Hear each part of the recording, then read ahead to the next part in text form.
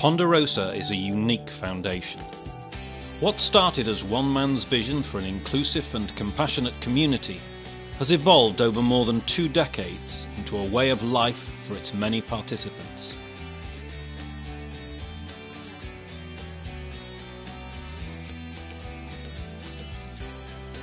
Welcome to Ponderosa, tourist attraction, rare species sanctuary, entertainment venue, a place for special events, and, more importantly, a caring environment for all who belong or visit here. When Howard Cook acquired Park Dairy Farm, it had been neglected for many years. With poor quality land, it had few prospects. Early on in the farm's redevelopment, Howard decided to provide opportunities in work experience for people with learning difficulties. Both my daughters have learning difficulties. Howard goes out of his way to help people like this, and they seem to do a lot more for them than other people do, I've been to see what I was doing down at the Ponderosa, and it's just quite amazing the kind of care and love and important work he's doing down there. In recent times, Ponderosa has played a role not only in the lives of those with special needs, but also young people in mainstream education and those identified as gifted and talented. Jordan, just tell us how you came to meet Howard and how you came to be here. Well, he came to my school when I was going through difficult times at school, and he's helped me out by giving me this placement and loads of different other opportunities. The school were very concerned that obviously there was a great potential in him, but they didn't know where to start really. So I think from social services and the school teachers, who have been absolutely excellent, they rang us up to see if we could actually help him. Despite its positive impact on the community and wider region, Ponderosa has never received any subsidy, grant or financial award.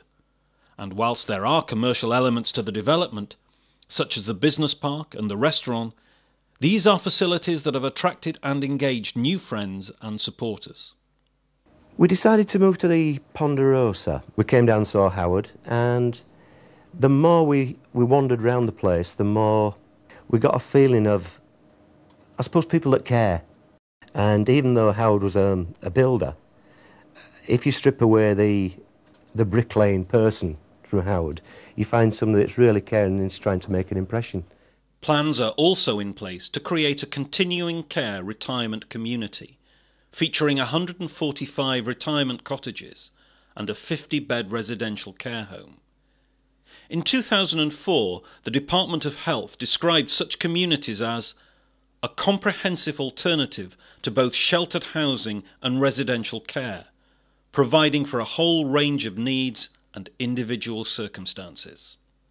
He's looking at a project which is on backland, which in principle I understand the council officers have supported, and it's a perfect partnership. You've got older people who love to get involved in caring for animals and helping out with people. How did I get involved? Well, it started with asking me if I'd go into the museum. That was quite a while ago. I had nothing else to do, and it was a good opportunity for me to get out. Well, my interest is here and in the museum. And I just wonder how he can keep it going without some enabling work, and developers have got to stand on their own feet, but I think this is one where it does honestly need some help. It looks excellent. It's the sort of place where I think I could go to. Do you feel that the concerns that people have about it, about where it's being built, do you think those concerns are justified? I have read of some of the concerns that people have about this development, but I honestly cannot see a problem with it. I know at one point, there was a query about accessibility from the development into town, but as far as I can see, it's probably the best served place for this transport into town. Facilities for people, anything you could want. It's all there. It looks good to me. By profession, I'm an environmentalist, and what I always look at is the whole system approach.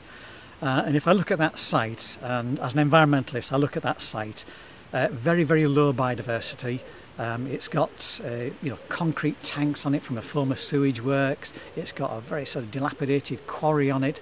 So from biodiversity terms, it's very, very low. If we put an eco-village on there, and particularly homes for the elderly as well, the first thing that's going to happen is they're all going to plant flowers. And if we look, sort of common topic at the moment is about the impact on bees and the benefit we get with bees in urban areas where people want their flowers from spring to late autumn. From a bee perspective, that's very, very good.